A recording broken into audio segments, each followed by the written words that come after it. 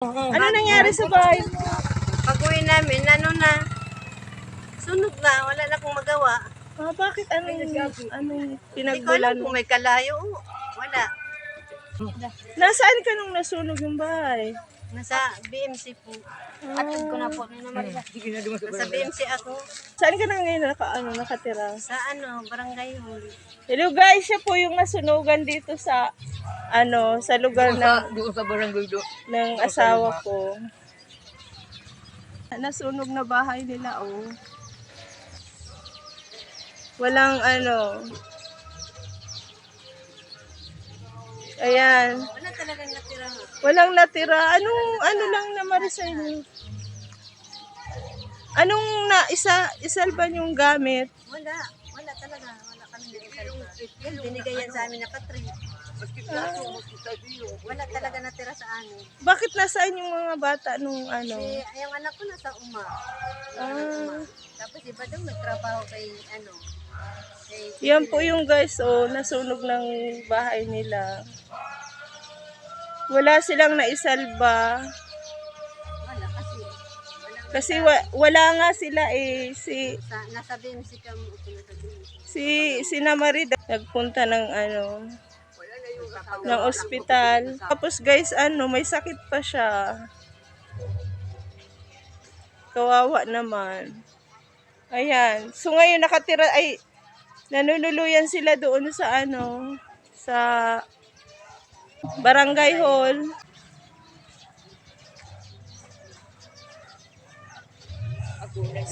Saan kayo na kumuha ng mga damit nyo? Hindi kayo bigay. Nasunog ng tanghali, gabi, mayroon na naghahatid-hatid sa isa-isa. Kahapon naghatid ako Plato, dito. kaldero. Ngayon naman naghatid ako Yun na dito. lang ngayon na may kaldero, may plato, may kawali. Isa-isa. Tapos damit. Marami na rin palang tumulong sa kanila guys, na mga taga dito rin. Sa sa kanila. Maraming salamat sa mga tumulong. Malaking pasalamat So, talaga. Kamag-anak ko naman sila eh. Ayun po. Marie, manawagan ka po sa mga sa mga nakakaluwag-luwag. Nga po mag-taranta. Okay lang po yan, Marie, kung naman. Ako po, naghihingi ng tulong sa inyo. Kung mayroon po kayo may itulong sa akin, naghihingi po ako. Kasi walang-wala po kami, may sakit pa po ako. Balik-balik ko na po sa ospital. Ano daw po na Marie sakit mo? Lupus daw. Ay, yun.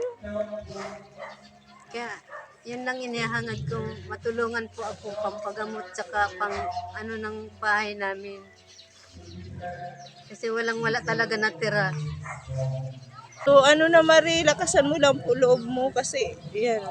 Ganun talaga yung yan. Pagsubok na dumarating sa atin. Ngayon continuous yung check up mo. Hindi niya inaano pa ko sa ihi ko. 10,000 ang hinahingi sa akin. Sa ihi lang po. Sa nana. May nana na daw yung pong ihi mo. Hindi pa po na Hindi pa na kasi hindi nga nakukuha kung saan ka duman na hospital. Ano pa lang ang napapacheck mo? Sa pa lang, sa dugo, sa anak ko sa ihi ko, talaga, sa ihi talaga ang sa kumbaga, malinigan talaga, maanan talaga kung.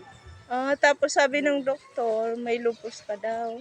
Yung sa akin, pero mararahi pa man dayan, magagaling pa daw. Kasi naagapan man daw sa gamot. May iniinom na ko, isang pidaso lang na pero 100 pidaso na Kasi 2 linggo. Magkano po isang gamot mo? Hindi ko maano. Sila niya ang kaano-ano kung paiba-iba. Sila niya nag-ano. Ayan to, kan mga anak ko na hindi ko pabayaan nila. Sinong na Marilani? Sila niya na Eleazar. O na Marie, punta tayo doon sa tinutuluyan mo. Sige guys, punta kami doon sa bahay niya. Doon sa barangay na tinutuluyan niya. Guys, dito sila nanunuluyan ngayon. May kuryente ba kayo dito? Meron naman.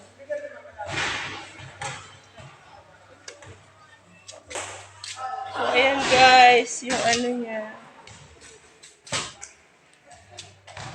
Dito muna sila nanunuluyan ngayon. So, marami din ang nagbigay sa kanilang Yung mga, mga bigay-bigay na yan. mga bigay daw to sa kanila, mga damit. Bibigay na yan, nagbibigay sa biro. Na Mari, ito pala yung po, bigas. Salamat. Tapos, Maraming salamat. ito po may kunting dito. May coffee, may po, sardines, may sugar. Classmate! Maraming salamat. Ito na po yung binigay niyo para sa kanya. So na Mari, ano pong masasabi mo dyan sa binigay pong groceries? Ako, ang ano ko na lang, maraming salamat po. Maraming salamat po kasi nagbigay po kayo sa amin. Yan lang ang masasabi ko po. Maraming salamat po. So guys, kung sino man po ang dyan, nakakaluwag-luwag, na gusto pong tumulong sa kanila, i-message nyo lang po ako at ibibigay ko po yun sa kanila. Lagay mo na po na Mari.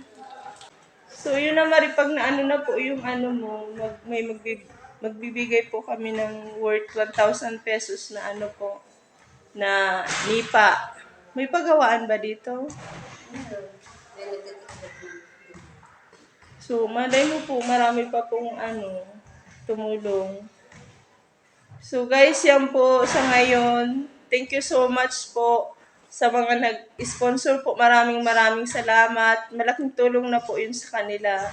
Lalong na po na may sakit po si Maris. Sana marami pa pong tumulong.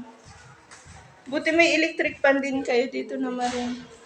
Pababa sa kung naman ito, si electric pan yan sa taas. Saan kayo nagluluto? Sa harong doon, sa gunibo ni Atana. Doon din sa may bahay ni Mari. Hindi lang kami matulog. Pupunta lang daw sila guys dito pag matutulog. Doon din sila nagluluto sa dati nilang bahay. May ginawang parang kusina. So guys, thank you so much po. Dito pala sila nagluluto sa dati nila. Gumawa sila ng kubo-kubo. Ayan. Ayan, dyan kayo nagluluto sa loob. Sino nandyan? Si Atan. Ay, Noy. Bisa na nun. Bisa na, Noy. Yun naman lang kaiba-iba ko si Badong. Ayun. Ayan, dito sila nagluluto. Lutuin mo, Noy? Yun ang anak niya bunso. Si Atan.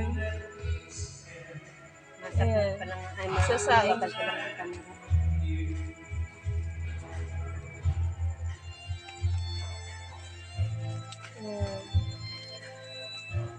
Ayan, ano yan? Kasura. Ah, Di dati ko yun na. Ako na po. ayun, madilim na Mari.